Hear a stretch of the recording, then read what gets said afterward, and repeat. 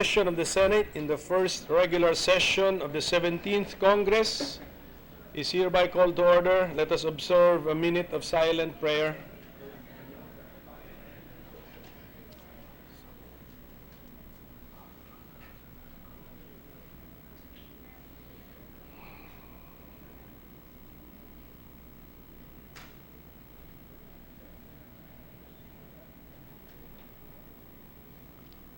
Amen. Secretary, please call the roll. Roll call of members.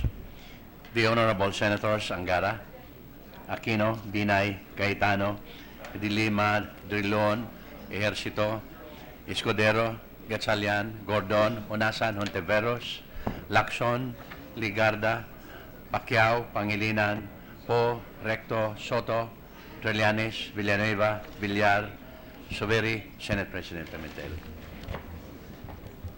With 20 senators present, the chair declares the presence of a quorum. Mr. President, I move that we dispense with the reading of the journal of the 82nd session, Tuesday, May 16, 2017, and consider the same as approved. Is there any objection? There being none, motion is approved. Mr. President, we'd like to welcome guests of Senator Ejercito, Mr. Erwin Perlas, President of the Metro Manila JCI Senate. Also, Mayor Tony Carolino of Santa Maria, Bulacan, and guests of Senator Pacquiao, Mr. Mel Gil. Welcome to all of our guests. Thank you. Mr. President, I move that we proceed with the reference of business. Is there any objection? There being none, motion is approved.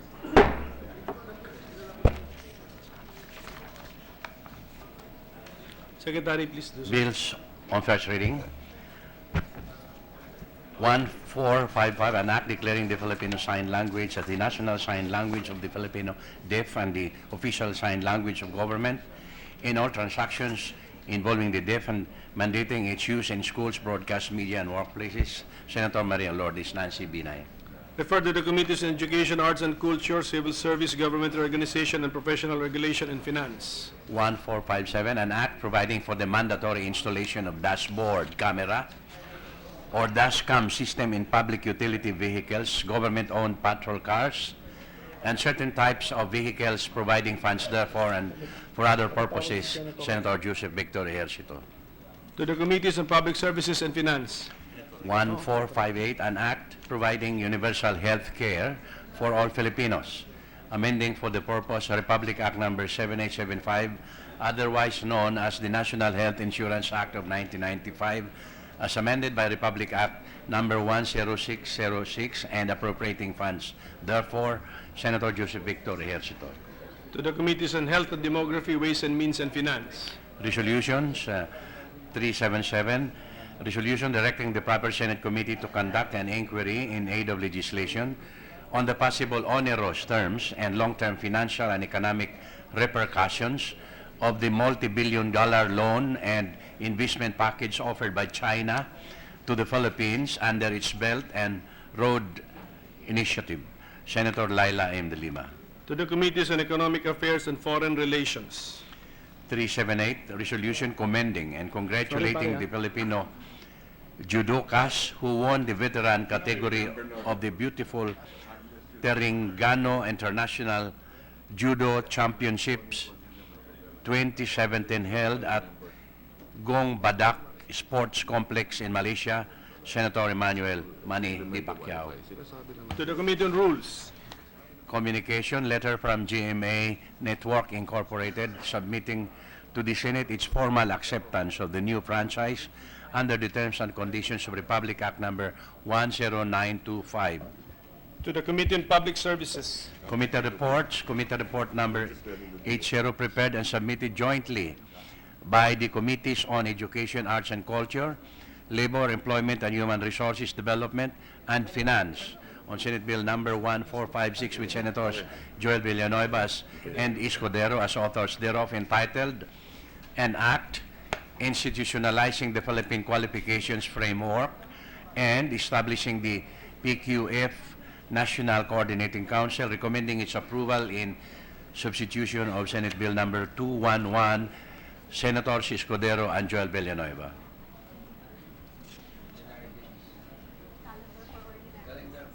Calendar for ordinary business.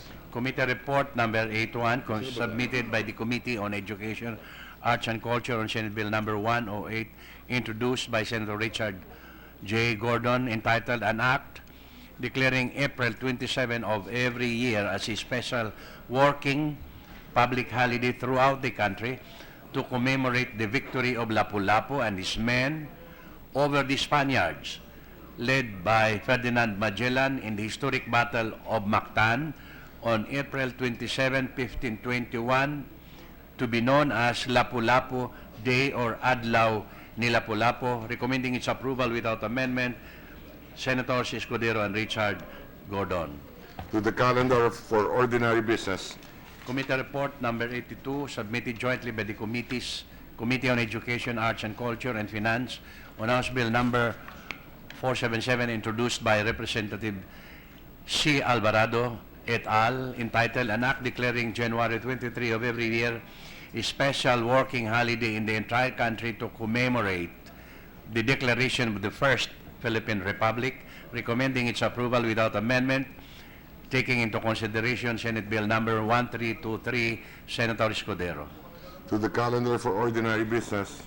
Number 83, submitted by the Committee on Education, Arts and Culture on Senate Bill number 747, introduced by Senator Escudero, entitled An Act Declaring July 25 of every year as the National Campus Press Freedom Day, recommending its approval without amendment, Senator Escudero. To the calendar for ordinary business. Number 84, submitted by the Committee on Education, Arts and Culture on Senate Bill number 756, introduced by Senator Escudero, entitled An Act Declaring the 17th of November of every year as National Student Leaders Day, recommending its approval without amendment, Senator Escudero. To the calendar for ordinary business. Number 85, submitted jointly by the Committees on Banks, Financial Institutions and Currencies, and Labor, Employment, and Human Resources Development on Senate Bill number 785, introduced by Senator Escudero, entitled An Act Providing a System of Extending No Collateral, Low Interest Loans to Graduates of any courses offered by the Technical Education and Skills Authority or duly accredited learning institutions with approved overseas job contracts, recommending its approval with amendments, Senator Escudero. To the calendar for ordinary business. Number 86, prepared and submitted jointly by the Committees on Banks, Financial Institutions and Currencies, and Finance on Senate Bill number 1459, with Senators Paulo Benigno Bam Aquino IV and Escudero as authors thereof, entitled An Act Strengthening the Secured Transactions Legal Framework in the Philippines, which shall provide for the creation, perfection, determination of priority, establishment of a centralized notice registry, and enforcement of security interests in personal property, and for other purposes, recommending its approval in substitution of Senate Bill number 354, Senators Escudero and Paulo Benigno Bam Aquino IV. To the calendar for ordinary business. Mr. President, Majority Leader. Mr. President, to speak on a matter of public and Senate interest, I move to recognize the Senator from Taguig, Senator Alan Peter Cayetano, soon to be Secretary Alan Peter Cayetano. The Senator from Taguig, soon to be Secretary of the Department of Foreign Affairs, is recognized. Thank you, Mr. President. Mr. President, with your permission and the permission of our colleagues, may I rise on a question of personal and collective privilege? Yes, you may. Mr. President, in the confirmation hearing, I started out with the verse, "For I know the plans I have for you, plans to prosper you and not to harm you, plans to give you hope and a future," found in Jeremiah 29:11. That verse is very meaningful to me, to Lani, to our family, because we have been through many, many trials, just like many of you here. It's not easy being in Philippine politics. You try to do something, you try to get something done. Sa bawat isang inch or isang effort mo, yung suntok sa'yo pabalik, napakalakas din, no? And we live in a times where everyone wants to be politically correct. Even if you mean well, may masabi ka lang na iba sa social media, sa ano, titirahin ka na, no? And people misinterpret you intentionally or unintentionally. Yet, Mr. President, we all persevere. We all wake up every day trying to make this a better world, make it a better country, serve our people more, no? So I mentioned this verse because I'd like to say thank you. First and foremost to the Lord our God for the opportunity He's given me the last 25 years to serve our people, mostly through legislation. And now from being a politician, public servant, hopefully to a statesman, diplomat. I'd like to say thank you to all of you, my dear colleagues, because I'm a better person, a better debater, a better legislator, a better policy maker, and hopefully will be a good diplomat because of our working together, working against each other, working for each other, and everything that is in between all of that. So, Mr. President, I'm here today to say thank you to the city of Taguig, where I started. Thank you to the House of Representatives, where I was 9 years. Thank you to the Senate of the Philippines, where my father served, my sister served, and God willing, this will be my last day here. But I'd also like to say thank you to each and every person who've helped me get here. My brother, Lino, the director, keeps telling me, Kuya, yung mga taong nasa likod ng camera. So I brought one person here. Two people, si Gani at si Lito. No? Si Gani was the one who helped me fix and was cleaning my room in the House of Representatives since 1998 until I left the Senate. And Lito has been with me in my office since 2007. I got proclaimed late nung 1998 dahil magulo yung election sa Taguig. So I got the last office in Congress sa pinaka top floor, sa 6th floor, and wala pang CR yung mga bawat office nun. So nasa kanto yung CR, medyo smelly yung CR, and I got that office near there. So Gani worked with me for 9 years, making my office livable, smelling better, fixing it and everything. And even during Christmas Eves, we still see each other. So I can't mention everyone, but from my chief of staffs, former chief of staff, from my comsecs, from the resource persons, the people in the secretariat when I was majority leader, the people who were whispering to me when I was minority leader, from the pages who are here today who make life more comfortable for us, from passing us notes to giving us water. 2 of them were even in my ads in 2013 na walang talent fee. Thank you very much. Saan ba yung dalawa? Nandun sila sa likod. So, Mr. President, ayoko po magpakahaba. My staff prepared a PowerPoint of certain things we achieved. But sabi ko, alam mo, nakakayang ipakita yan kasi you're going to show it in a room na napaka-accomplished ng mga tao. No, each one of you here po, hindi ko na isa-isayan dahil baka may hindi ako mabanggit. Pero sa kahit anong larangan, no, sa business, sa showbiz, sa sports, sa gobyerno, sa military, sa religious sector, halo-halo mo na, social enterprise, human rights, no. We have brilliant senators, passionate senators, dedicated senators, and rather than showing my achievements, let me thank you for your achievements, and let me thank you that I achieved many of those because you helped me here. And many of those bills were watered down, maybe because it was practical at the time, but many of my bills were actually not that strong, but you helped me strengthen it. And let me end, Mr. President, with a speech, a theme of a speech that I usually give in college graduations when I was much younger. When I was much younger, and it started in UPLB, where I took one semester agricultural economics. When I went back as a congressman, Migs was there, older brother there. When I got back, nasabi ko sa mga taga-UPLB, ano ang Filipino dream? So I asked the students, o kayo, ano yung Filipino dream? Walang makasagot. So I told them, how about the American dream? So, hindi pa naman uso yung Google nun, no? But at that time, no one knew the exact definition of the American dream, but everyone knew what it was, di ba? That you can be born poor, born in the most rural area, born outside America, but you can become the most innovative, you can become the Steve Jobs, or you can become the Donald Trump or the Barack Obama, di ba? That's the American dream, the opportunity for everyone. So I went back to ask the students again, ano ang Filipino dream?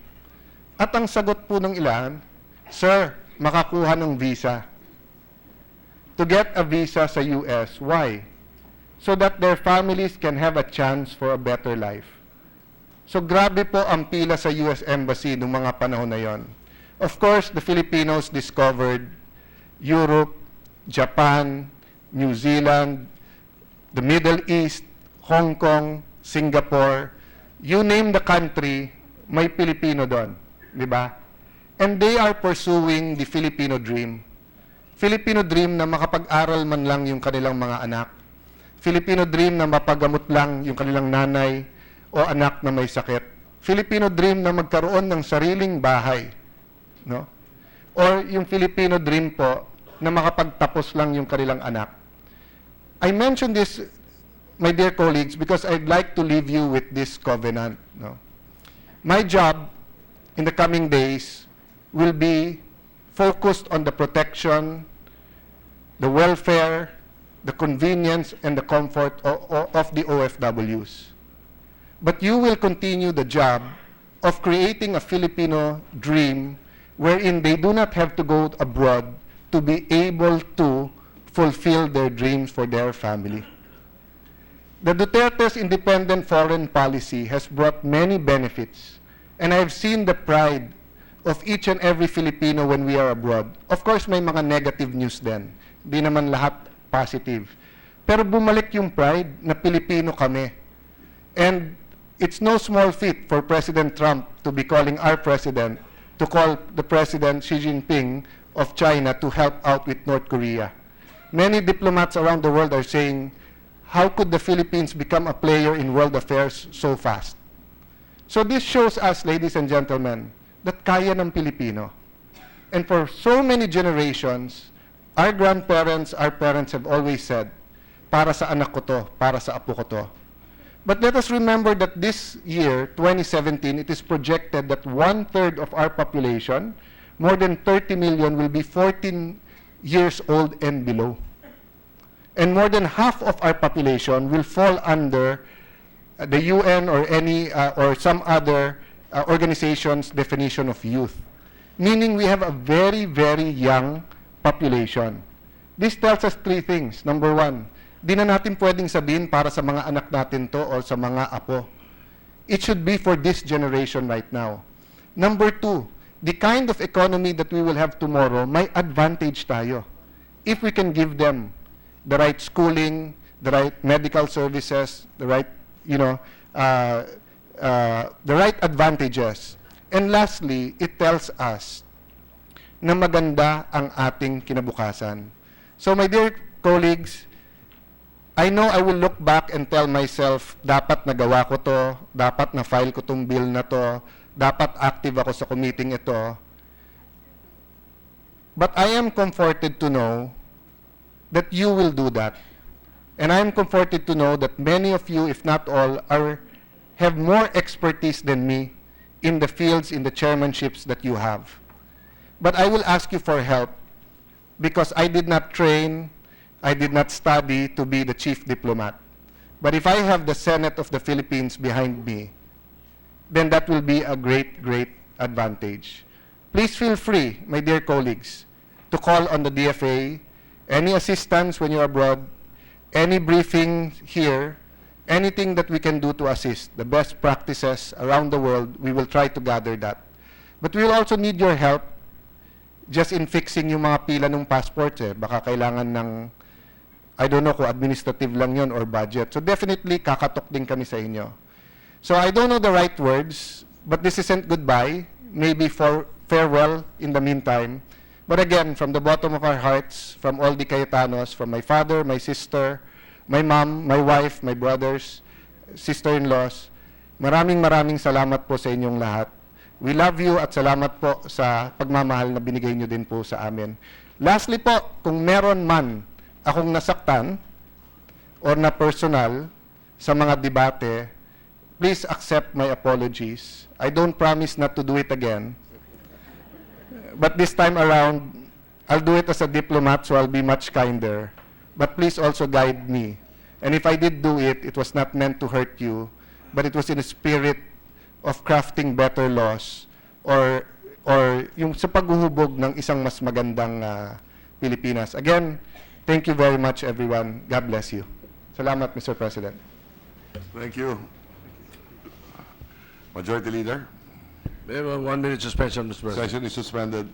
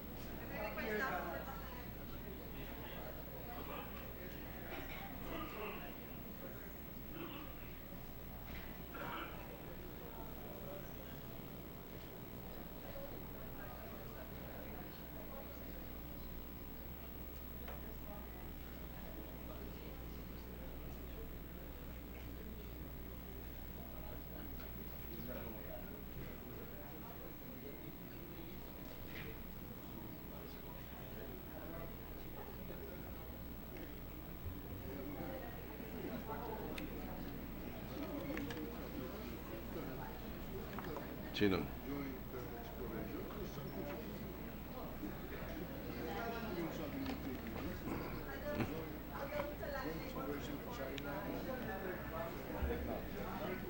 We are ready to resume, Mr. President. Session is resumed. Oh, iba naman yung isip ko.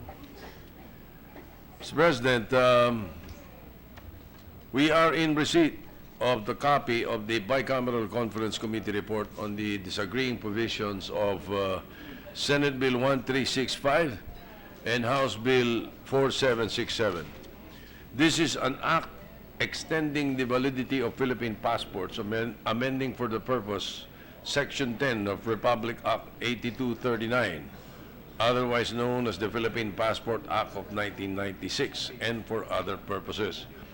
So with the permission of the Chamber, I move to recognize the Chairman of the Senate panel, Senator Cynthia Villar, to give us the highlights of the BICAM report. Senator Villar is recognized.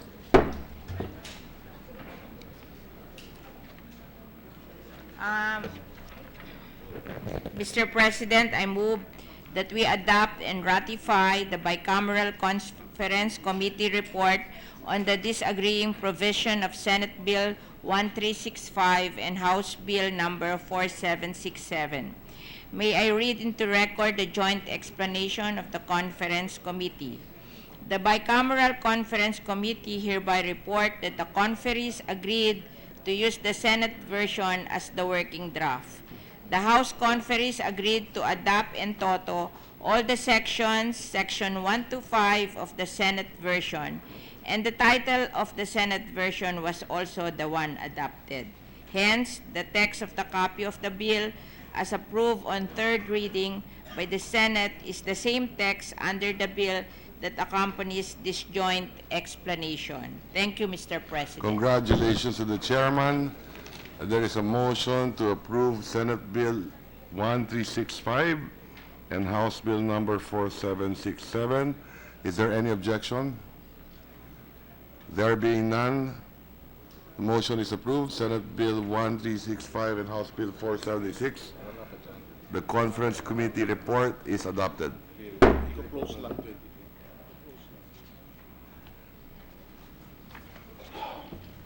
Mr. President, with the permission of the body, I move to transfer from the calendar for ordinary business to the calendar for special orders. Senate Bill 1391 under Committee Report number 53. Is there any objection? There being none, the motion is approved. With the permission of the chamber, I move to consider Senate Bill 1391 under Committee Report number 53. Is there any objection? There being none, motion is approved. May we ask Secretary to read the title of the measure, Mr. President? The Secretary is directed to read the title of the measure. An act providing for the mandatory PhilHealth coverage for all persons with disability, amending for the purpose Republic Act number 7277 is amended, otherwise known as the Magna Carta for persons with disability and for other purposes. To sponsor the measure, may we ask Senator Risa Ontiveros be recognized? Ano number? Senator Risa Ontiveros is recognized. Thank you, Mr. President. Mr. President, dear colleagues, I'm happy to, through the gracious signifying of Health Committee Chairman J.V. Ejercito, to sponsor Senate Bill 1391 under Committee Report number 53, another social protection measure intended to cover one of the most vulnerable segments of our population, our persons with disabilities. Ang ating po mga kapatid na may kapansanan ay nahaharap sa dobleng pagsubok. Tulad natin, sila rin ay kailangan maging malusog at umiwas sa sakit. Ngunit di tulad natin, mas hirap silang makakuha ng serbisyong pangkalusugan. It's doubly difficult when you have a disability and you become sick. The bill therefore proposes to expand the benefits already being given our PWDs through the Magna Carta for persons with disabilities by including automatic PhilHealth coverage for them. This way, our PWD sisters and brothers can at least be assured that when they get hospitalized, PhilHealth will pay for all or some of the expenses. Moreover, the bill tasks PhilHealth to develop exclusive packages for PWDs, taking into account their specific health and development needs. Similar to what we did for our senior citizens, under our proposal, the amount necessary to pay for the premium of PWDs shall be sourced from sin taxes.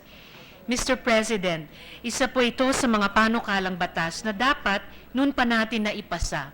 Alang-alang sa mga Pilipinong may kapansanan, I, along with the authors and co-sponsor of this measure, Chairman JV, request all members of this august chamber to support the passage of this bill. Marami pong salamat. Thank you to the chairman of the committee. Majority Leader. Mr. President, to give time to the members to study the proposed measure, I move to suspend consideration of 1391 under Committee Report number 53. Is there any objection to the motion? There being none, the motion is approved. Mr. President, I move to transfer from the calendar for ordinary business to the calendar for special order Senate Bill 1456 under Committee Report number 80. Is there any objection to the motion of the Majority Leader? There being none, the motion is approved. Mr. President, I move to consider Senate Bill 1456 under Committee Report number 80. Is there any objection to the motion? There being none, motion is approved. May we ask Secretary to read the title of the measure? The Secretary is directed to read the title of the measure. An act institutionalizing the Philippine Qualifications Framework and establishing the PQF National Coordinating Council. Mr. President, to sponsor the measure, may we ask the Vice Chair of the Committee on Education, Arts and Culture, Senator Joel Villanueva, be recognized. Senator Villanueva is recognized to sponsor the measure.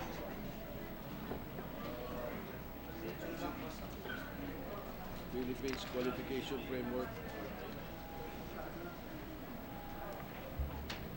Senate Bill 1456, Committee Report 80.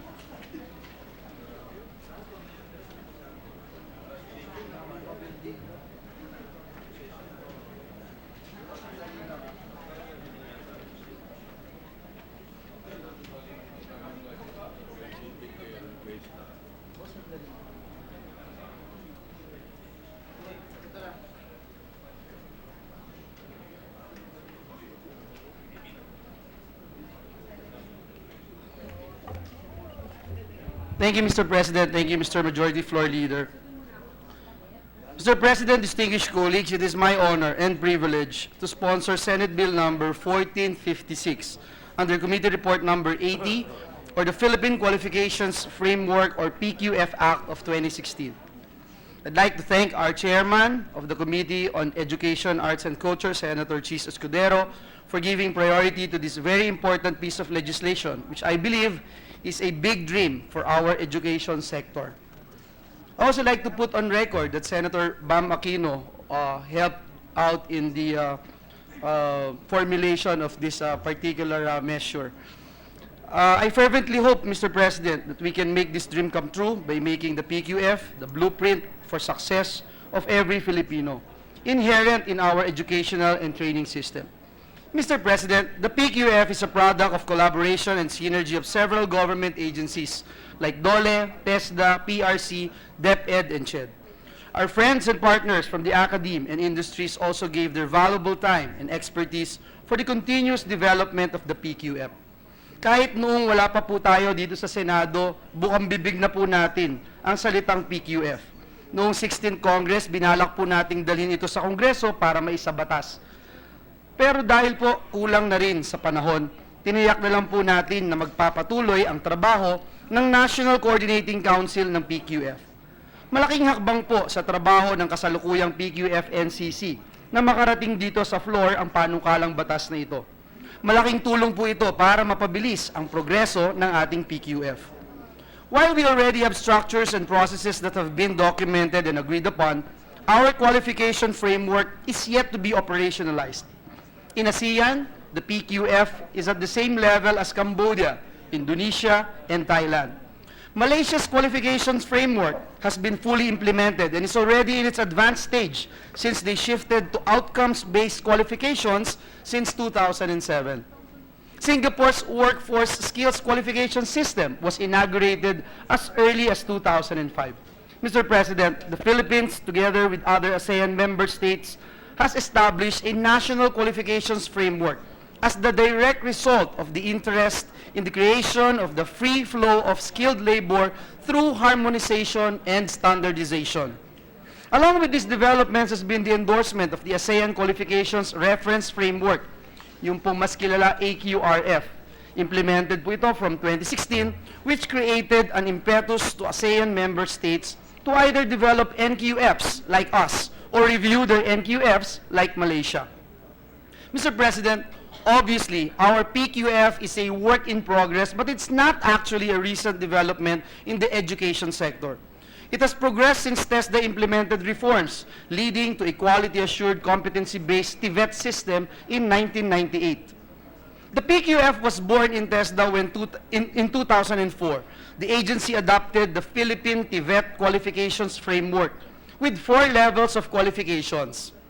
National Certificates 1 to 4, based on units of competency developed with industry stakeholders. Then it expanded through Executive Order number 358, also in the year 2004, institutionalizing the interference between TVET and higher education through a unified national qualifications framework with equivalency pathways and access ramps for a ladderized system. In 2012, former President Benigno Aquino III issued Executive Order number 83. This is to institutionalize the Philippine Qualifications Framework through the creation of a high-level PQF NCC. In 2014, even though the PQF is not yet fully operational, it has already been embedded in Section 4 of Republic Act number 10647, or the Ladderized Education Act of 2014. Now, Mr. President, I'm glad that we have an ongoing legislative work for the institutionalization of the PQF, and I urge your support for this particular measure.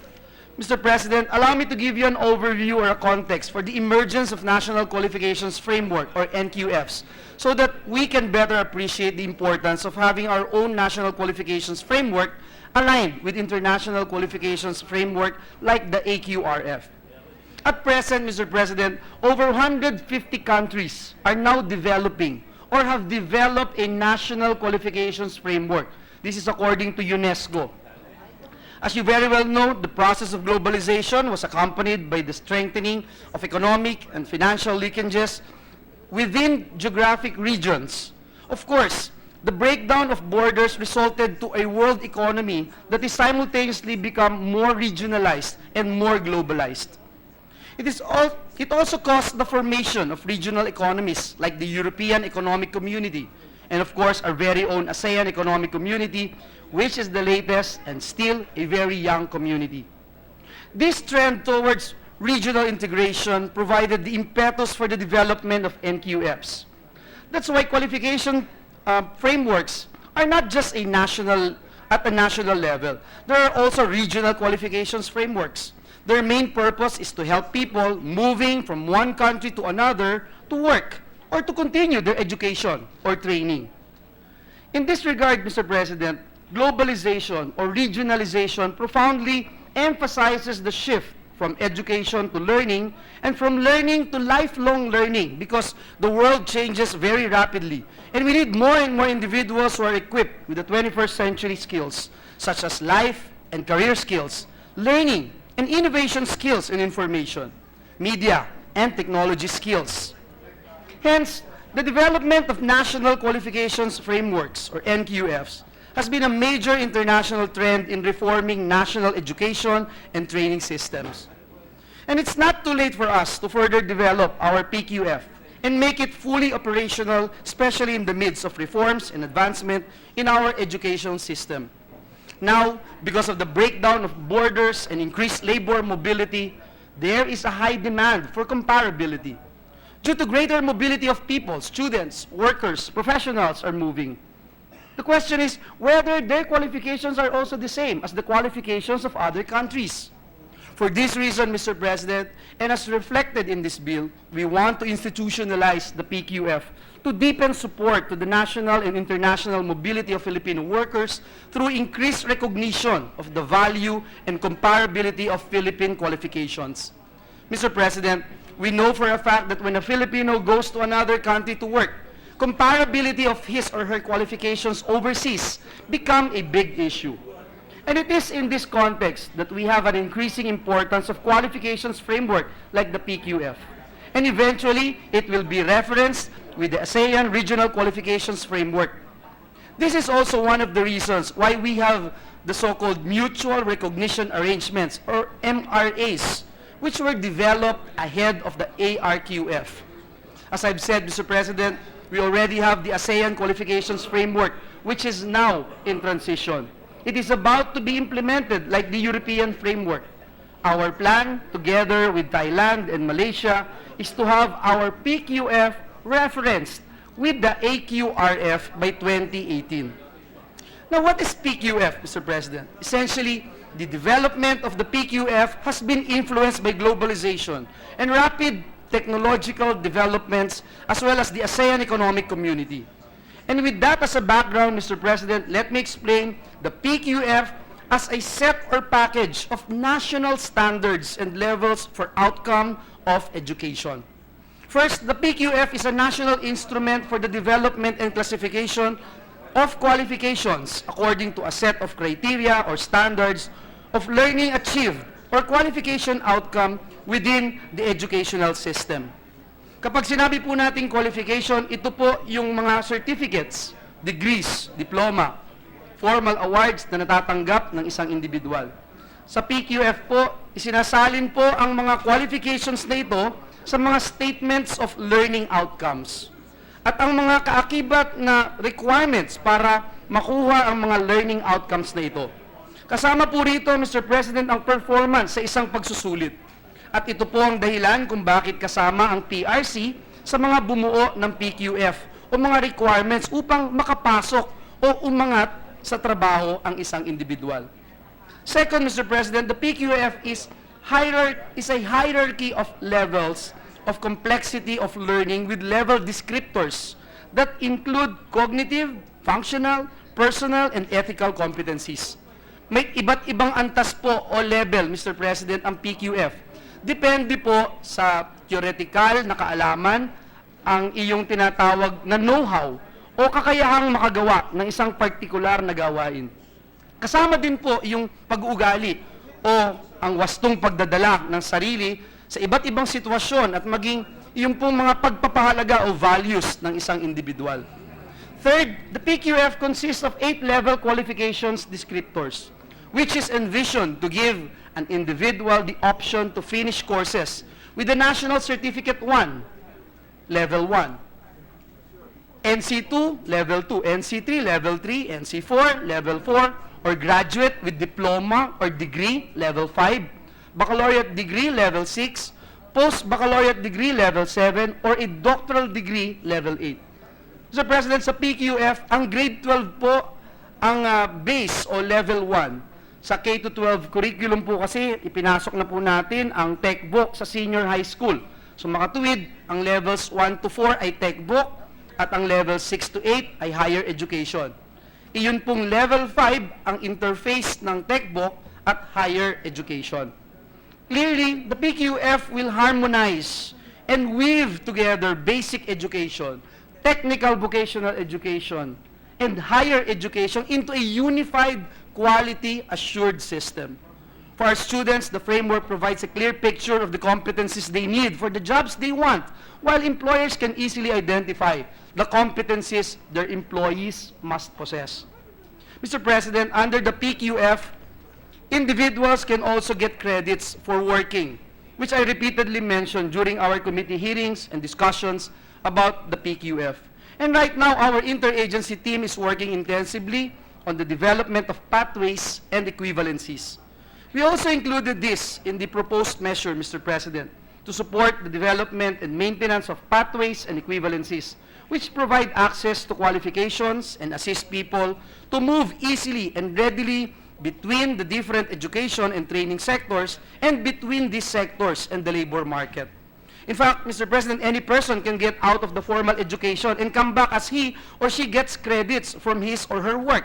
In short, Mr. President, the PQF offers a very flexible system where a Filipino can benefit from formal, non-formal, and even informal learning opportunities. For example, Mr. President, a tricycle driver studies and finishes textbook course in small engine repair, and then establishes his own repair shop. After a few years, he decided he wanted to pursue his studies to be an engineer. The college or university should evaluate his credential in the textbook school as a mechanic and credits the relevant subjects when he pursues college. And when he graduates as an engineer and gets a license, his license should be one that would be recognized when he works abroad, say in Singapore or Thailand. Sa kasalukuyan po kasi, Mr. President, hindi madali ang paglipat mula sa isang qualification patungo po sa isa dahil po may mga bakod na naghihiwalay sa ating education sector. Kaya't ang isang NC3 holder sa automotive ay mahihirapang magpatuloy sa BS Mechanical Engineering dahil sa kawalan po ng sistema ng credit transfer. Gayun din po, ang lahat ng mga pagsasanay sa trabaho na nakuha ng isang individual sa kumpanyang pinagtatrabahuhan ay hindi pa lubos na kinikilala ngayon ng ating mga education at training institutions o yung tinatawag po natin na recognition of prior learning. But this is one promise of the PQF, Mr. President, that if widely accepted, it can bridge lifelong learning and enhance the link between education and the economy or the labor market. This will put an end to our perennial problem of job skills mismatch. And to make this happen, we are proposing adequate appropriation to be in place to allow the PQF NCC to fulfill its functions, especially their ongoing work on pathways and equivalencies.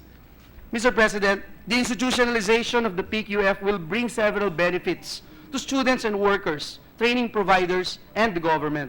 The PQF will pave the way for every Filipino to become a lifelong learner by allowing him or her to start at the level that suits him or her and then build up his or her qualifications as his or her needs and interests develop and change over time.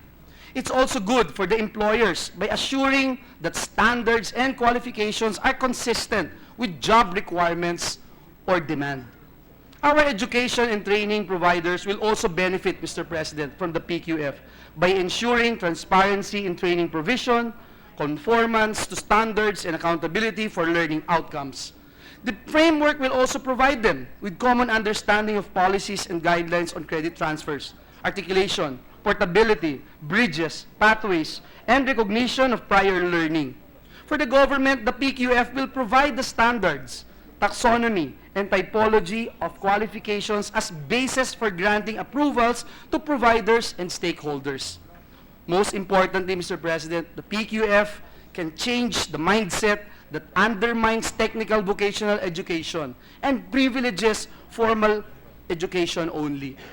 Hindi po talaga lahat, Mr. President, ay kailangang magkolehiyo dahil unang-una po ang mga trabaho po na kadalasan ay mas malaki pa nga ang kita ay mas binibigyan daan ng textbook kaysa sa mga kurso sa kolehiyo.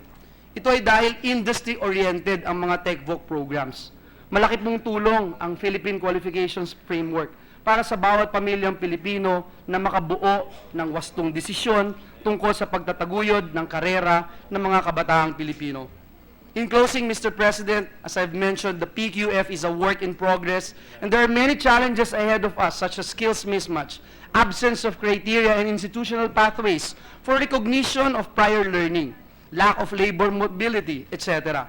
That may be impossible to overcome if we do not institutionalize the PQF through this measure. We believe that this bill should become a law to intensify the support of to the PQF and engage more stakeholders in the process. After all, Mr. President, the PQF is a product of collaboration, and what we need is to deepen this synergy for us to succeed in having a national qualifications framework, a blueprint for success of the global Filipino. Pagtulungan po sana nating itaguyod ang ating PQF, ang hagdan ng bawat Pilipino, paakyat sa mas maganda at matatag na kinabukasan. Mr. President, distinguished colleagues, I urge your support for the immediate passage of Senate Bill number 1456. Maraming salamat po, and God bless us all. Thank you, Mr. President. To give time to the other senators to study the bill, I move to suspend consideration of Senate Bill 1456 under Committee Report 80. Is there any objection? There being none, motion is approved. Mr. President, with the permission of the body, I move to resume consideration of Senate Bill 1449 under Committee Report 62. Is there any objection? There being none, motion is approved. This is the measure extending the validity of driver's license.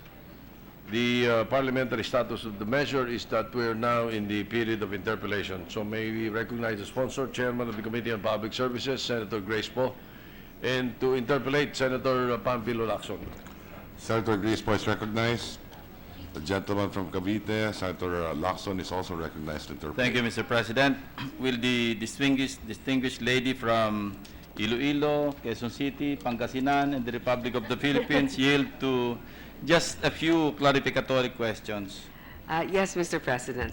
Thank you. At the outset, let me state here and now that this piece of legislation deserves the support of each and every member of this chamber, this representation included. However, this representation is an issue, particularly with second paragraph of Section 23. But before that,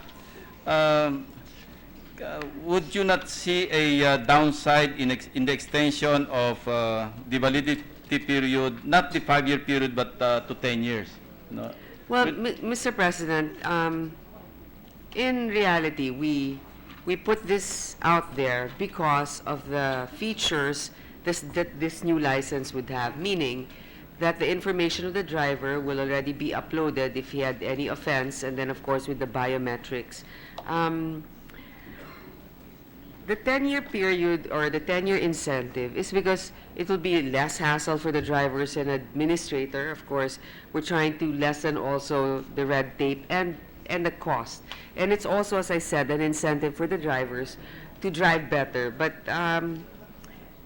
it's out there, and it will also depend also on my colleagues what they think of this particular I asked that feature. question because probably with the exception of your good self and this representation, and most of the members of this chamber, some people age very quickly, no? In looks, I mean.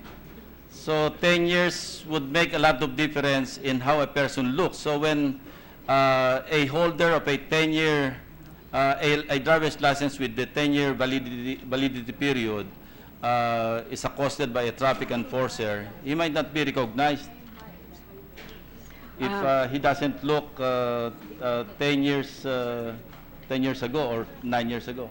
But, yes, but Mr. President, aside from that, there's also the biometrics feature. And in fact, I understand the reservation also of the good Senator. Technology changes quite easily. And by that time, I think we would like to think that our law enforcers would actually be able to determine through biometrics also if it's actually the driver as signified in the license. It's also noteworthy that in Singapore, a license is only issued once. No renewal unless it's revoked by the state. And in Korea, they issue it for 10 years. But of course, it might be, and there's also a facial recognition software in the IT system now that they have.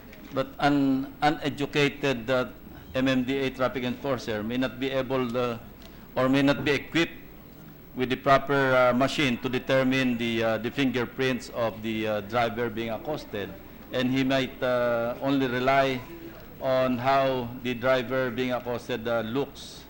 Right.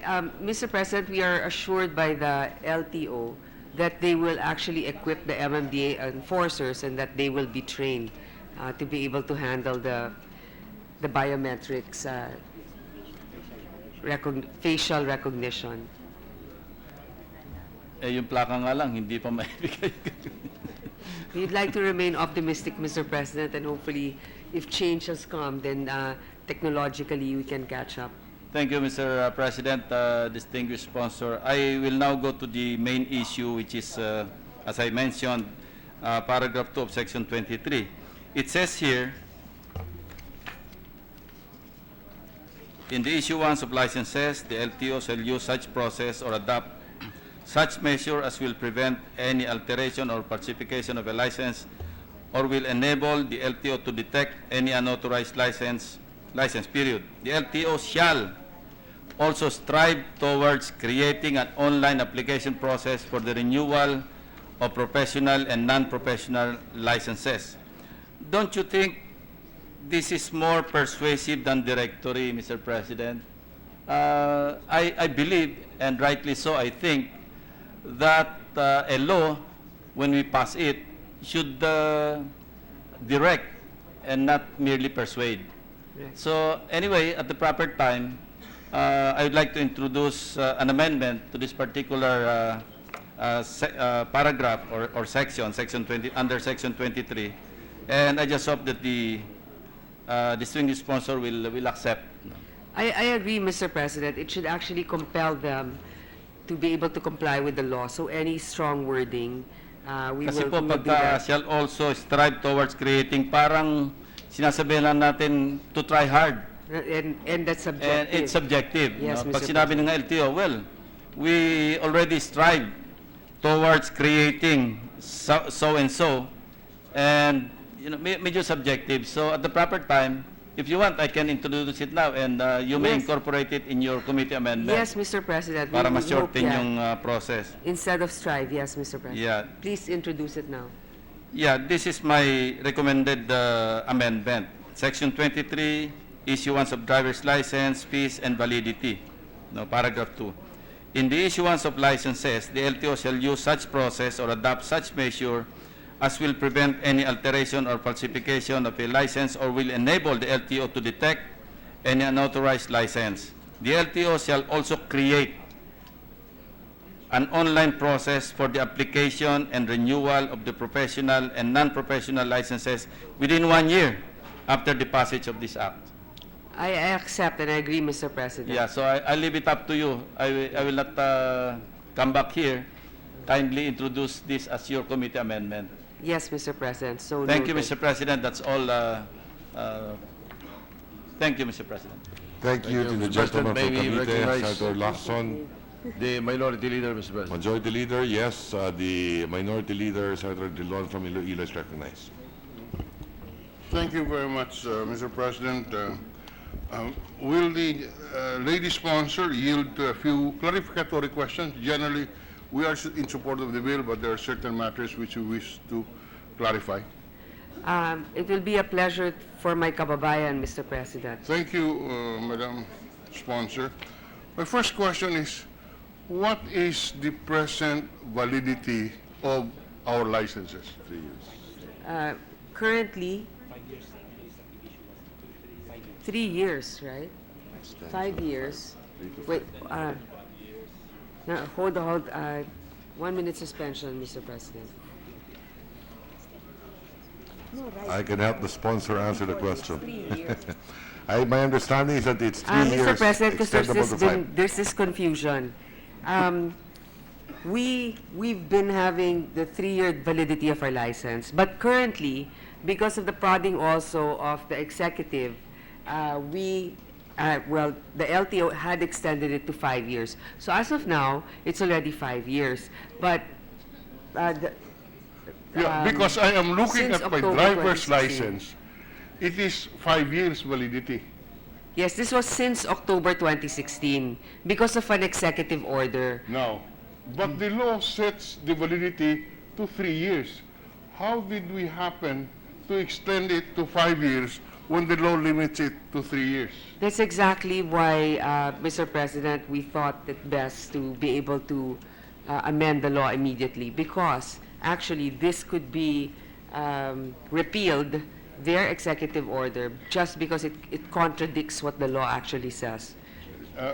So it could either mean that this license, driver's license, is void because it is contrary to law, or valid only for 3 years if we do not amend the law. Which? If, with the permission of the two, the lady and the gentleman, my understanding of the law today, since I am one of the authors of this measure, is that the law says today that when you get a driver's license, it is valid for 3 years.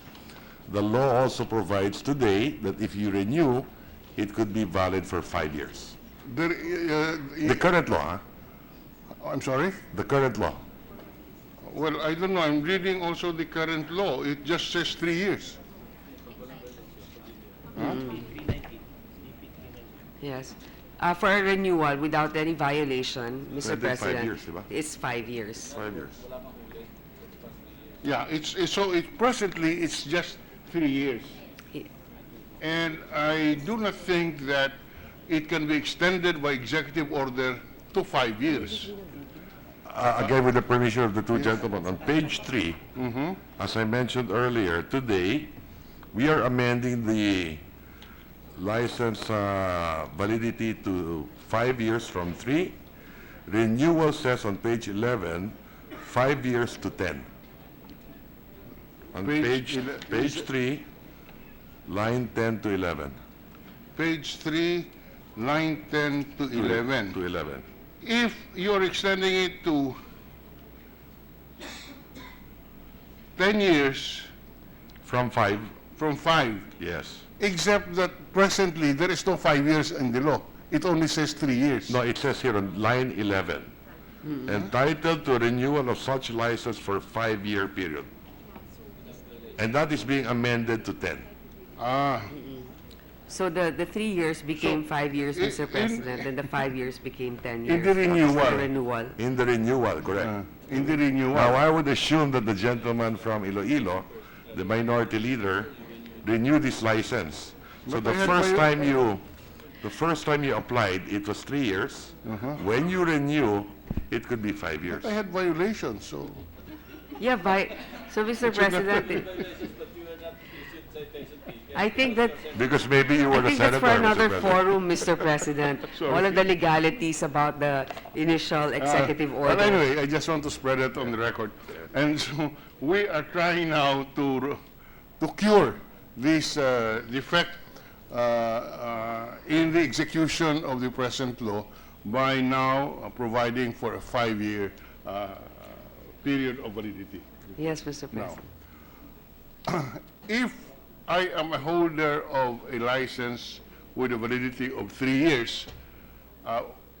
Is that, and we passed this law, is that automatically extended by another 2 years, or do I renew after 3 years? You will renew after 3 years, and then that can be extended to 10 years. No. I will renew after 3 years. But that's only if for there's no a period violation. of 5 years? No. Mr. President, this is how it's explained. If your current validity is only 3 years, Yes. and then you go and have it renewed, it will be renewed this time for 10 years if you have no violation. So you skip already the first 5 years, you go now to the 10 years because it's a renewal. Because a lot already, I'd say maybe a good number already have the 5 years validity. And this is also for the new applicants. The new applicants will automatically get the 5 years, and then with good proper conduct and driving and a driving record, then they can be renewed for another 10 years. So the intention is, if I am a holder of a license with a 3-year validity, upon expiration, I can renew, and if I committed no violation, the renewal is for 10 years. Yes, Mr. President. No, and we skip the 5-year. Yes, period. Mr. President. Correct. All right.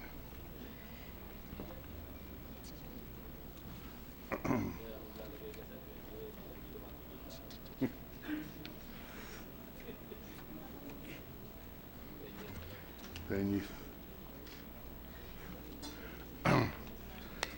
Mr. President, I know that we have to pass this law because right now the law specifies a 3-year validity. My question is, do we need to, do we need to involve 290 congressmen and 24 senators to debate on the length of a license? Can we not delegate this to the president if you need be, but or to the LTO? Because they would have the expertise. In other words, Mr. President, yes, I agree that we amend the law now because it just provides for 3 years. We make it 5 years.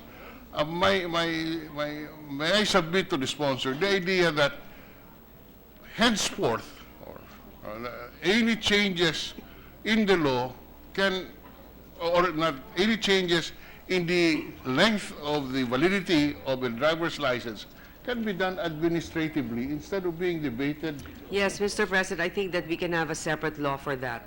No, Finally, we can amend this provision if the sponsor would agree, so that we can craft it so that henceforth the validity is at least 5 years, and any extension of the validity can be done through an executive order or an administrative issuance of the LTO where public interest so requires.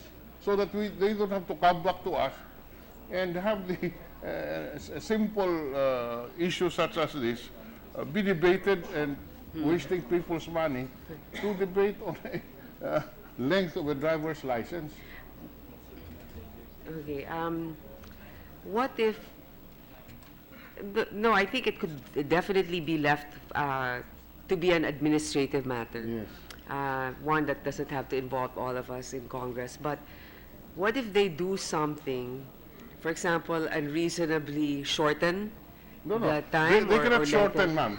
We provide for the minimum, which is 5 years. Okay. Now, we give them authority to Lengthen it increase if they want. Yes, under where public interest so requires or justifies it. Yes, definitely we can So that they don't have consider to come that. back to us if later on some technology or whatever circumstance would justify an extension of or a validity of beyond 5 years. They come back to us again and we debate again on this on this length I agree, Mr. President. Perhaps the minority leader can also help us craft the We will. draft the provision.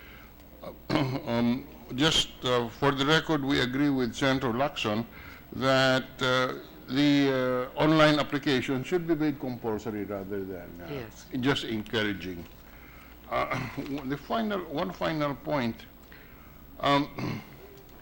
The bill is basically for the fixing the validity of the validity period of a driver's license, and that is embodied, and that is the subject matter of the law. Except that there is a provision here on the local government being required to report within 24 hours from the issuance of a traffic violation. Isn't this alien to the subject matter, which is renewal of licenses? 1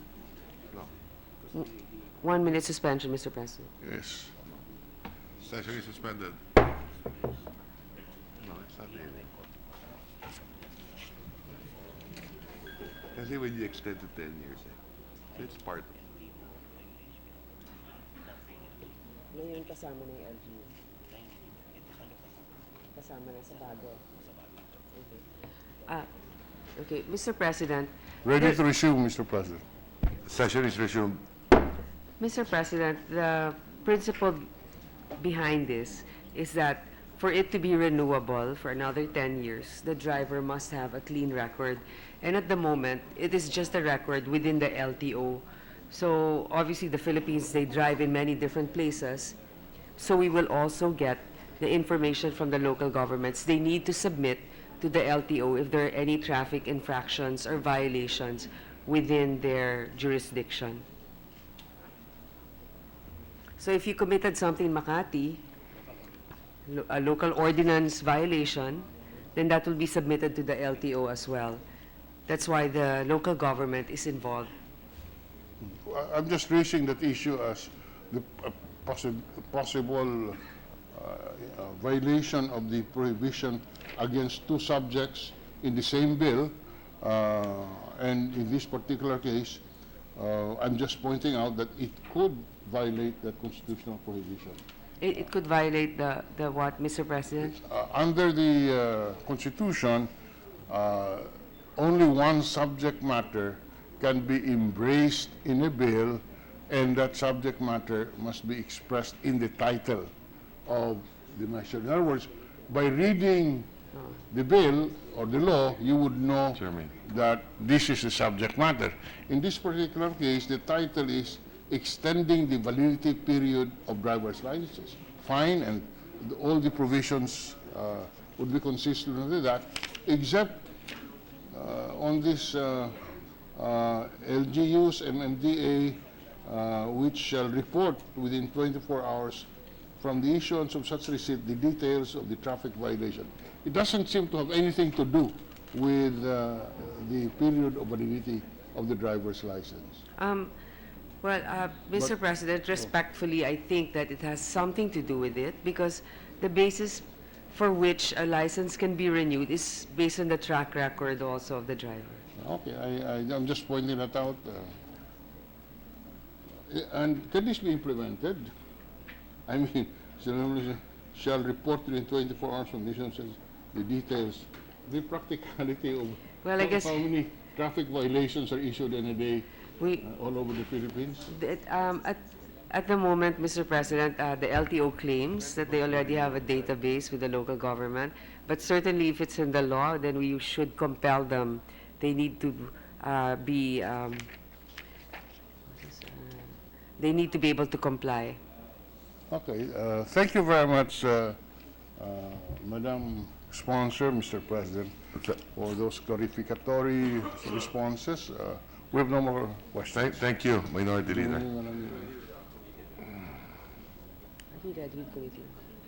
Majority Leader? On Monday, Mr. President. All right, thank you, Mr. President. I move to terminate the period of interpellation on Senate Bill 1449 under Committee Report number 62. Is there any objection to the motion of the Majority Leader to terminate the period of interpellation? Terminate? Terminate period of interpellation. With the permission of the Majority Leader, May the presiding officer ask one question from the sponsor? Yes, Mr. With the President. permission of the majority leader and the I have no colleagues in the objection, Mr. Senate. President. Yes.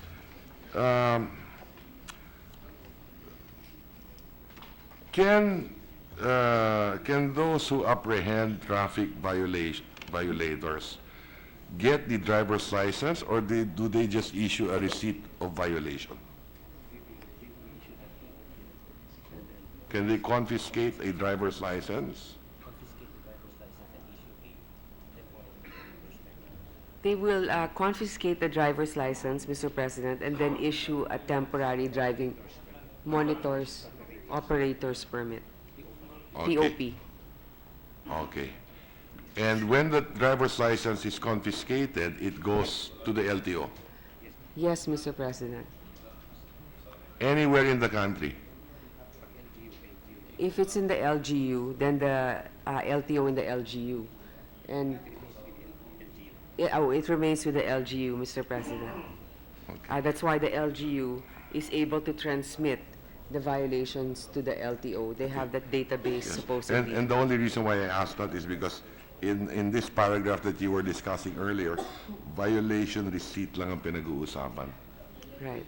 Yes, so maybe at the proper time on the period of amendments, we probably may, this representation may make an amendment to cover Yes, that aspect. we would gladly accept the amendment to that provision to just make it clear. Yes, thank you. Who will keep the license and what will be issued in its place, and who will update the database in the meantime. Thank you very much. Majority Leader.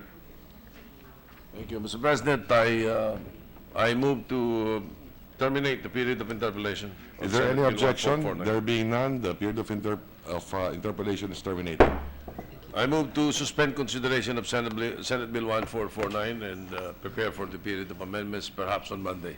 Is there any objection to the motion? There being none, the period of interpellations is closed. Mr. President, with the permission of the body, I move to resume consideration of Senate Bill 1281 under Committee Report Number 23. Is there any objection? There being none, the motion is approved. This is the measure on the Sagip-Saka Act. The parliamentary status of the measure is that we're in the period of interpellations.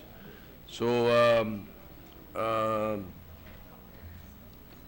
I move to recognize the sponsor, Senator Francis Pangilinan, but there are no members who have signified intentions to interpellate, Mr. President. Next week.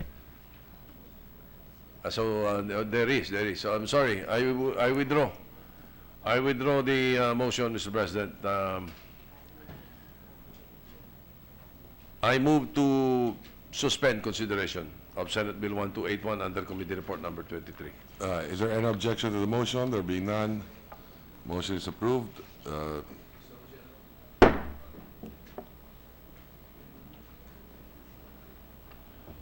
Mr. President, with the permission of the body, I move to resume consideration of Senate Bill 1306 under Committee Report Number 31. Is there any objection? There being none, motion is approved. Mr. President, this is the measure creating the Philippine Boxing Commission. Parliamentary status of the measure is that we're still in the period of interpellation. So may we recognize the sponsor, Chairman of the Committee on Sports, Senator Manny Pacquiao, and to interpellate the Minority Leader, Senator Drilon.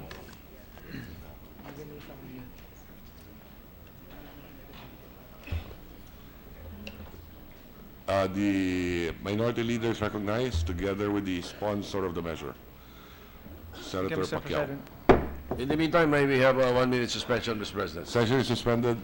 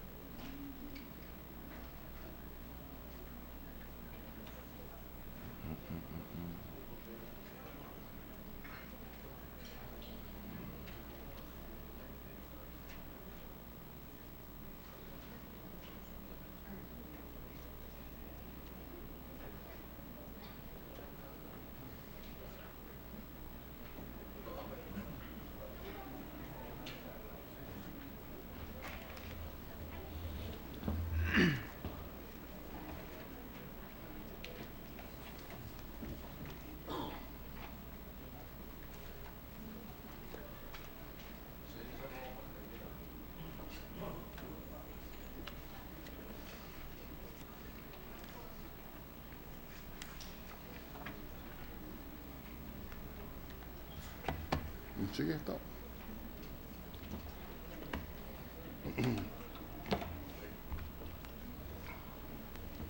We're ready to resume, Mr. President. Session is resumed. Senator Pacquiao and the Minority Leader. Senator Pacquiao is recognized to sponsor the measure, and the Minority Leader is recognized to interpolate on the measure. Thank you, Mr. President. Mr. President,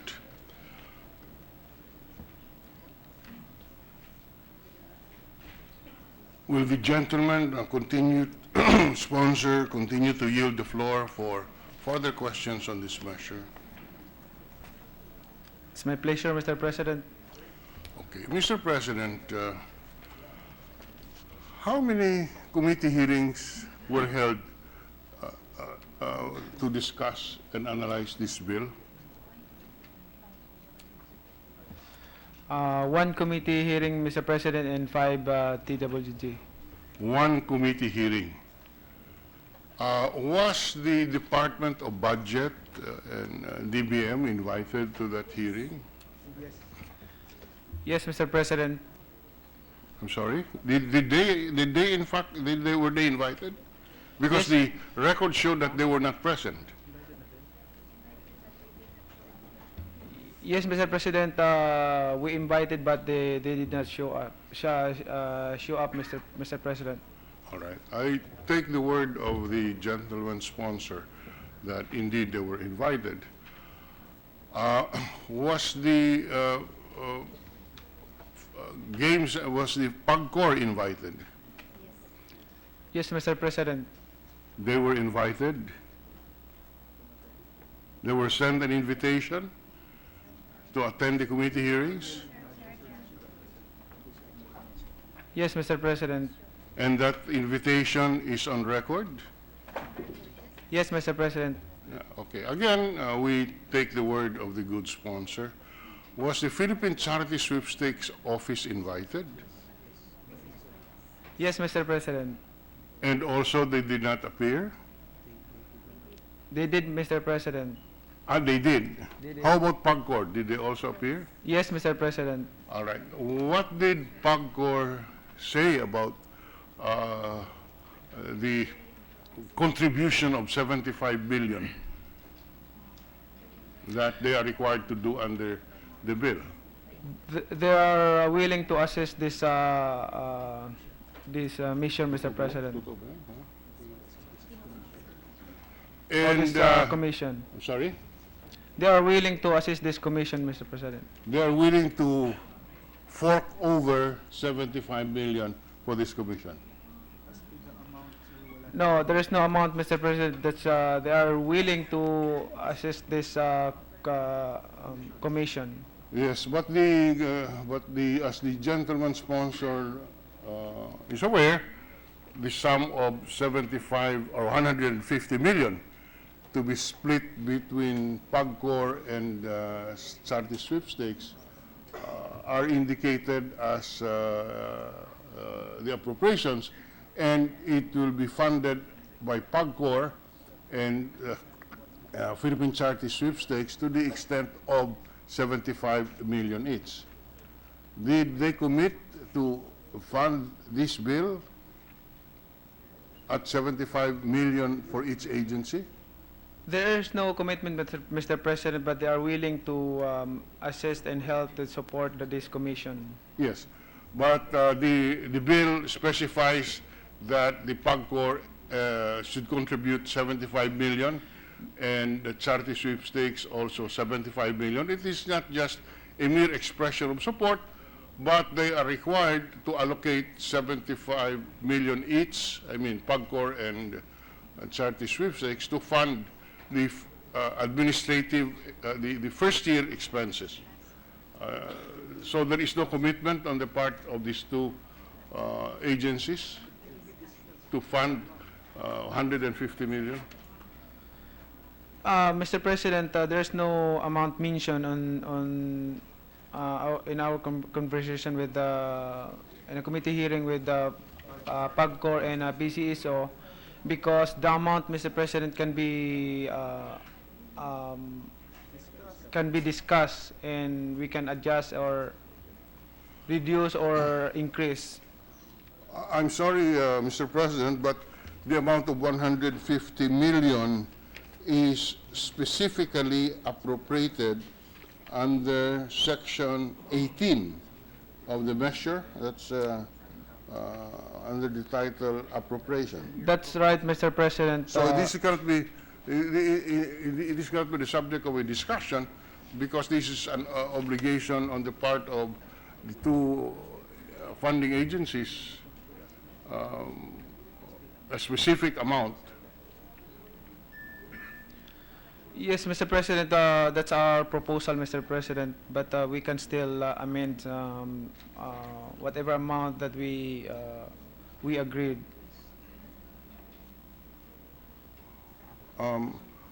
We are saying that that this is 150 million. Is not supported by any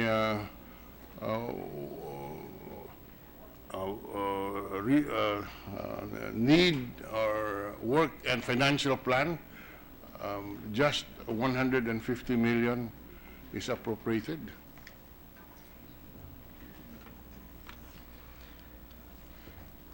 On the issue of funding, Mr. President, there is a need for government subsidy to kickstart the operations of the proposed commission.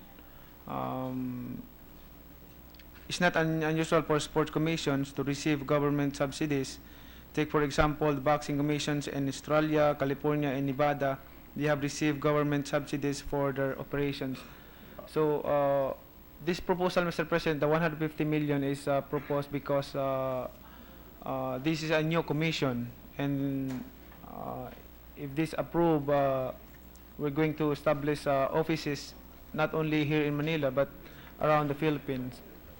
So this 150 million is for the maintenance and operating expenses of the proposed Philippine Boxing Commission.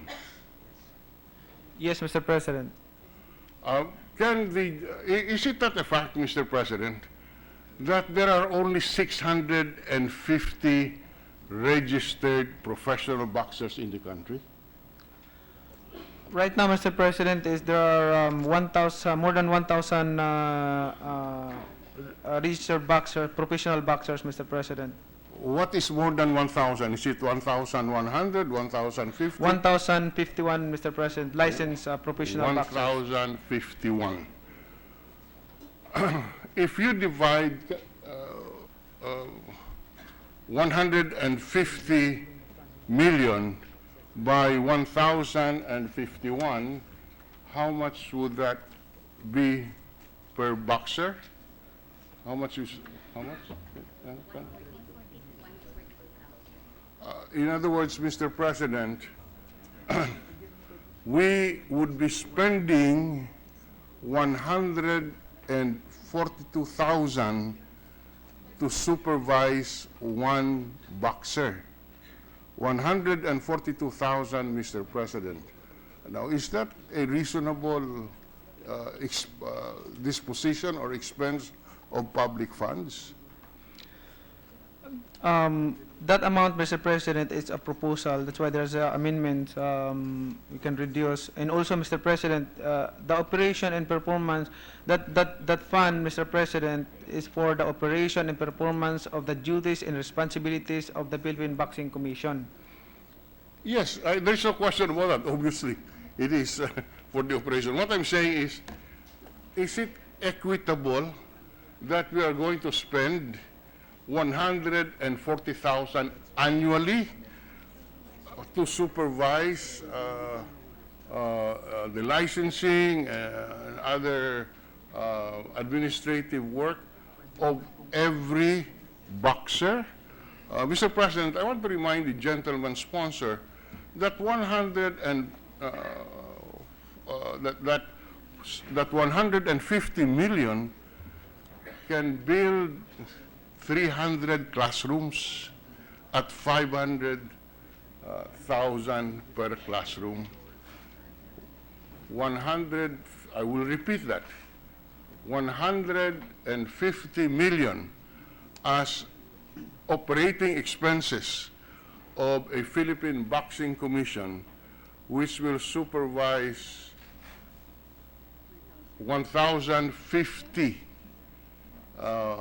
professional boxers will be equivalent to an expense of 140,000. Each, so 150 million can build 300 classrooms at the 50,000, at 50 pupils per classroom. That's how much? One at 50 per classroom. That's 15. That's 1,500 pupils that you deprive of a classroom. And on the second year, you add another 1,500. So it accumulates. And this is where we have problems, because it is not equitable that for an agency that would look after the welfare of 1,050 professional boxers, we deprive thousands of students the opportunity to have a schoolroom. Can we have the response? Mr. President, this is just a proposal, Mr. President. We can lower it. We're open for suggestion and amendment for this proposed bill. What is so what is since this is a since it was proposed, would the sponsor spread in the record what it should be? If you have any proposals, Mr. President, we will accept that. If you have an idea. Also, Mr.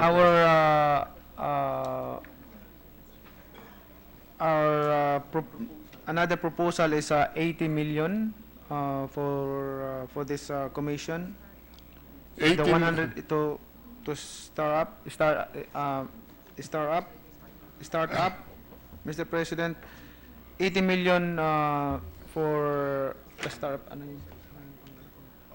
Mr. President, just on another aspect of this funding, you know, the budget of the Philippine General Hospital, or PGH, in 2017 is 2.6 billion pesos to cater to roughly 600,000 patients, or approximately 4,300 pesos as an allocation per patient in the PGH.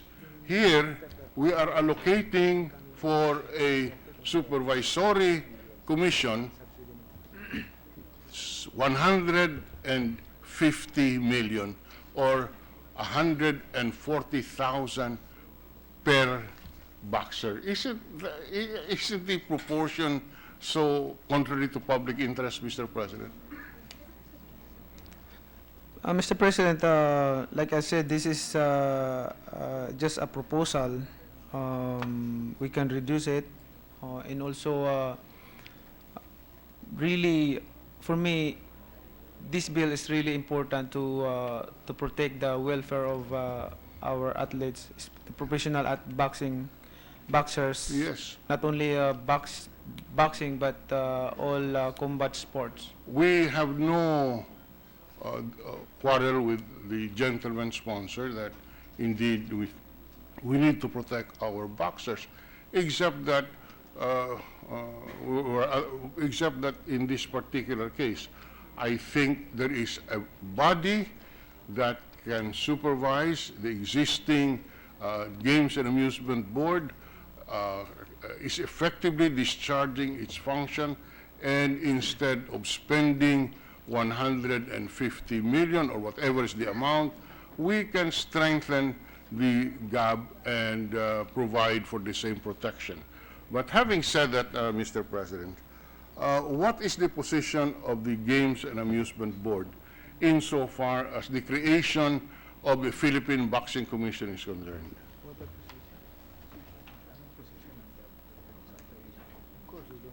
Is it not a fact that the GAB is opposed to this? Eh, natural lang po yun, Mr. President, na mag-upo sila dahil mawawalan sila ng boxing at saka yung kasama yung combat sports. You're saying that it is to be expected that they should oppose because they will no longer be able to supervise boxing and other combat sports. Why should they oppose it on that basis? Are they looking for work? I mean, is the GAB an agency that is trying to preserve its turf? Hindi po namin ma-determine kung anong rason po nila. Hindi namin alam yon, pero yan po ang position. Could the reason be, Mr. Chair, Mr. President, that they are saying that we are performing our functions properly, the task assigned to us, and therefore there is no need to create another commission which would require disbursement of public funds? Mr. President, yan yung sariling rason nila o opinion nila, but in the longest time, Mr. President, I've been in boxing more than 20 years, and nothing happened in boxing industry in our country. Upside down, Mr. President, maraming, like I said, maraming namamatay, maraming hindi natutulungan, hindi natututukan. So, napag-isip ko na kailangan mag-create ng isang boxing commission para mag-supervise ng wasto sa ating mga atleta dahil ito ay isang combat sports na delikado at maraming namamatay. Isn't it the fact that, or can the gentleman confirm that there are presently 150 staff of the Games and Amusement Board? We will verify that, Mr. President. All right. So, when can the gentleman verify? Because this is an important item. 1 minute suspension, Mr. President. All right, yeah. There's a motion to suspend the session for 1 minute. I have no objection. Session is suspended.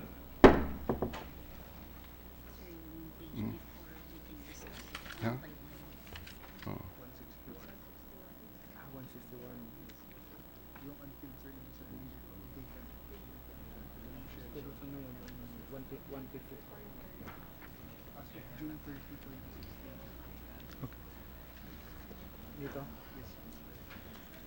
Ready to resume, Mr. President.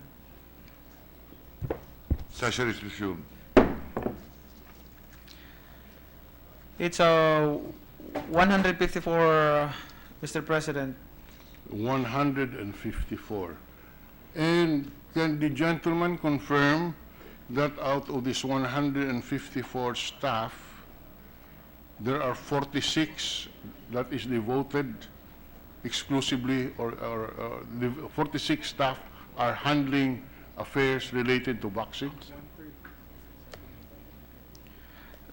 The GAB said, Mr. President, is 1/3 of this 154. Which is roughly 46. A little more. Whatever. 46, yes, Mr. President. Huh? Sorry? Correct, Mr. President. So, 46 out of the present 154 staff would only be devoted to handling boxing in the GAB today, for the record. Yes, Mr. President. And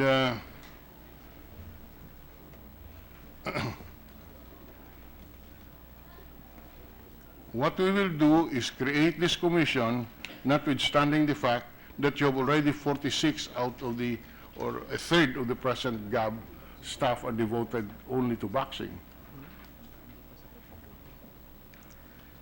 Mr. President, like I said, boxing is a very difficult sport. 46 is not enough, Mr. President.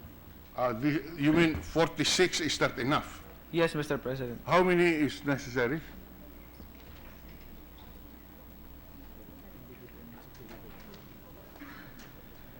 Can be determined, Mr. President, in the period of amendments, Mr. President.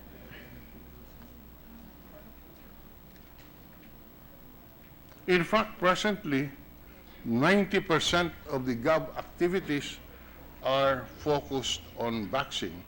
And so that if the GAB, if boxing and other combat sports are taken out of the GAB, we might as well abolish the GAB, Mr. President. Is that where we are, is that the direction where we are going to?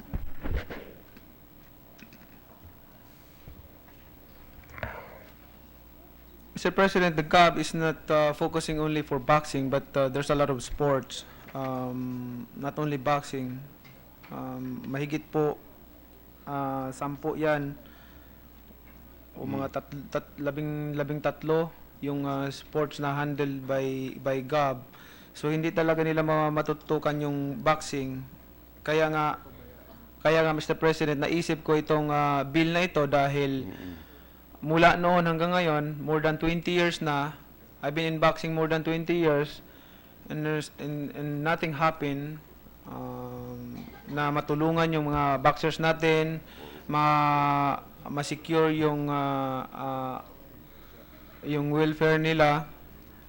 At maraming na namamatay, Mr. President. That's why I propose this bill for creating boxing commission. We can discuss that, Mr. President, but as of now, I find this debate just for the record because I do not see any of our colleagues in the hall right now. Can I ask for a 1-minute suspension? Session is suspended.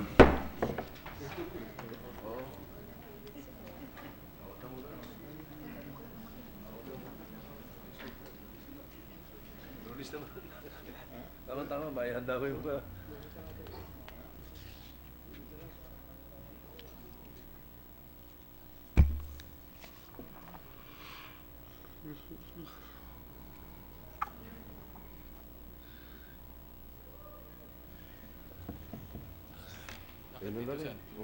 Ito, Frank.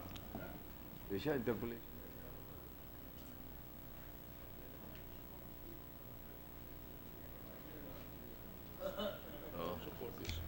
Mr. President, Session is resumed. in consultation with the sponsor, Senator Manny Pacquiao, and the minority leader, I move to suspend consideration of Senate Bill 1306 with the promise that we'll take it up next week, Mr. President. Is there any objection to the motion? There being none, motion is approved.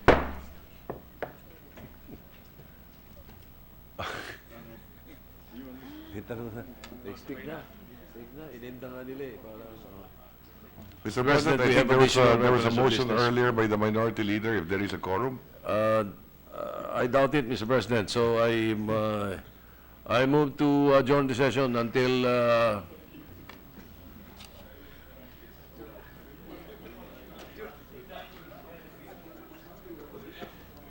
wala nga quorum eh.